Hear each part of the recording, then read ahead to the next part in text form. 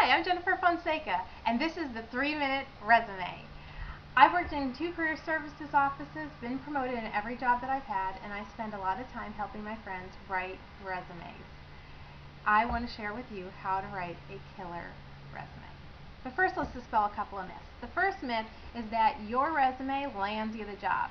Well, honey, I'd love to tell you that it does that, but it doesn't. It will open the door for you to get the interview, but it won't necessarily land you the job. The second myth is that your resume is going to be read by a physical person. It would be nice. But companies are more and more outsourcing their job searches or buying computer programs that'll sift through the hundreds, if not thousands, of resumes that they receive for jobs. These computer programs are programmed to look for pre-selected words in your resume. And if you don't have those words, no matter how great a fit that you are, you won't get the interview, and ultimately you won't get the job. So let's help you to write a resume that will land you that interview. There are a couple of different resumes. Most of us are familiar with the chronological resume. That might be what you're more comfortable with, where you list every position or job employer that you've had over the last several years. But my favorite resume is the functional resume.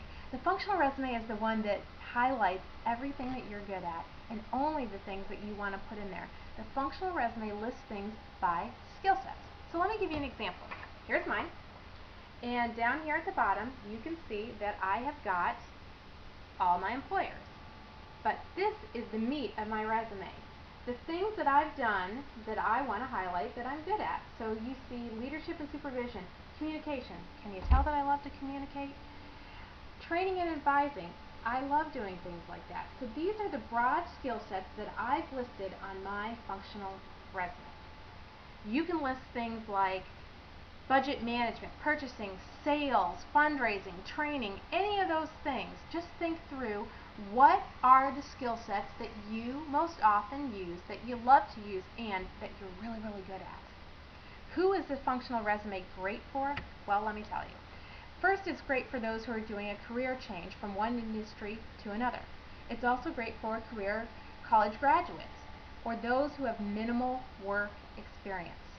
It's great for those who have those gaps of time where they weren't working at all, and because it doesn't highlight those times. It highlights what you know how to do. And it's great for, my favorite, moms. You've dedicated your time to stay at home with your kids, but in the meanwhile, you've been planning birthday parties and fundraising and been part of the PTA. All these mad skills that you have, you just haven't been paid for.